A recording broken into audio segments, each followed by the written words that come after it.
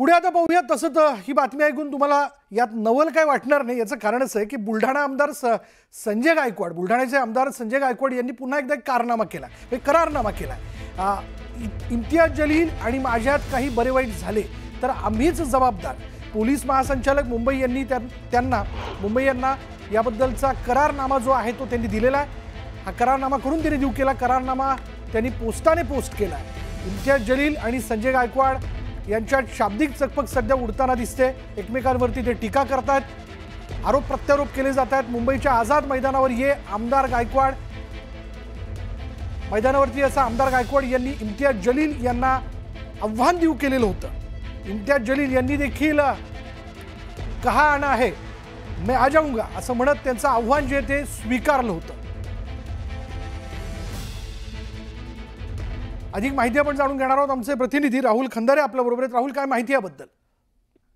विशाल, आपण बघितलंय की मुंबईमध्ये एका कॅन्टीन मध्ये मॅनेजरला मारहाण संजय गायकवाड यांनी केली होती। त्यावेळेस इम्तियाज जलील यांनी संजय गायकवाड याला आव्हान केलं होतं, संजय गायकवाडजी, आपण एका कर्मचाऱ्याला काय मारता?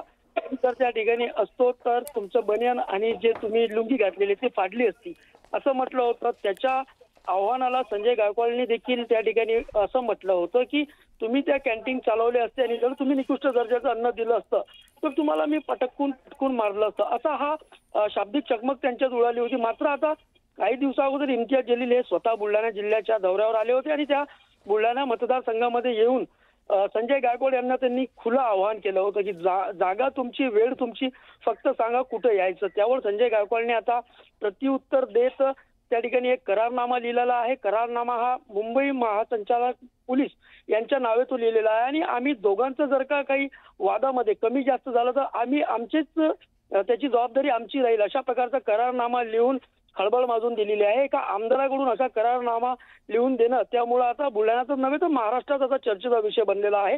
कारण इम्तियाज जलील असेल आणि शिवसेनेचे आमदार संजय गायकवाड असेल यांच्यामध्ये शाब्दिक चकमक उडाली होती आणि केव्हाही यांच्यामध्ये वाद होईल आणि त्या वादामध्ये कोणालाही इजा जर का झाली तर त्याची सर्वस्वी जबाबदारी ही आमची राहील, अशा प्रकारचा हा करारनामा आहे।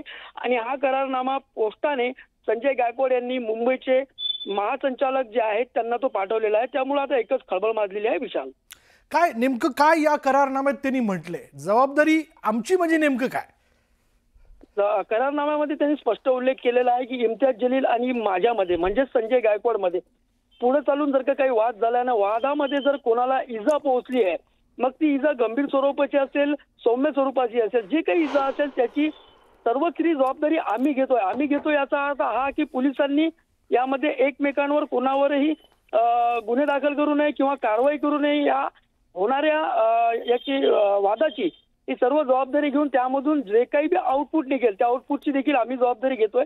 सांगायचा उद्देश गायकवाडांचा एवढाच होता की हे प्रकरण पोलिसात नाही तर आम्ही अमोरासमोरून एकमेकांशी दोन हात करून हे निपटणार आहे, अशा प्रकारचा त्यांचा सांगायचा त्या करारनाम्याच्या माध्यमातून उद्देश असेल। विशाल, म्हणजे एक प्रकारे त्यांना पोलिसांना असं देखील सांगायचं आहे यातनं संजय की आपण असं म्हणू शकतो राहुल की तुम्ही मध्ये पडूच नका, याची जबाबदारी शेवटी आमची राहील। जर उद्या काही याच्या शाब्दिक चकमकी व्यतिरिक्त शारीरिक हातापाई झाली तर मग ते आम्ही बघून घेऊ, असं त्यांना सांगायचं होतं का? नक्कीच त्या करारनाम्यामध्ये त्यांना तेच सांगायचं होतं की पुढे जे काही आमच्यामध्ये शाब्दिक असेल किंवा शारीरिक असेल, जे काही चकमक होईल त्याची आमची जबाबदारी घेतो। जे काही आम्हाला कमी जास्त होईल त्याचे जबाबदार आम्हीच राहू। पोलिसांनी आमच्या भानगडीत पडू नये, एकंदरीत त्यांचा सांगायचा उद्देश हाच असू शकतो त्या करारनाम्याच्या माध्यमातून। विशाल, धन्यवाद राहुल या सगळ्या माहितीबद्दल। आम्ही याच विषयाला घेऊन इम्तियाज जलील आणि आमदार संजय गायकवाड यांना संपर्क करण्याचा प्रयत्न केला। आम्ही दोघांची प्रतिक्रिया जाणून घेण्याचा प्रयत्न करत होतो। यामध्ये जसं संजय गायकवाड म्हणतात की जर उद्या काही घडलं तर जबाबदारी आमची राहील, पोलिसांनी एक प्रकारे यामध्ये पडू नये असं त्यांनी म्हटलेलं होतं। त्यावरती इम्तियाज जलील यांचं काय म्हणणं आहे हे देखील जाणून घेणं महत्त्वाचं होतं। पण दोघांनीही प्रतिक्रिया देण्यास नकार दिला किंवा संजय गायकवाडांशी संपर्क झालेला नाही, इम्तियाज जलील त्यावरती बोलायला तयार नाहीत असं एकूण कळतंय।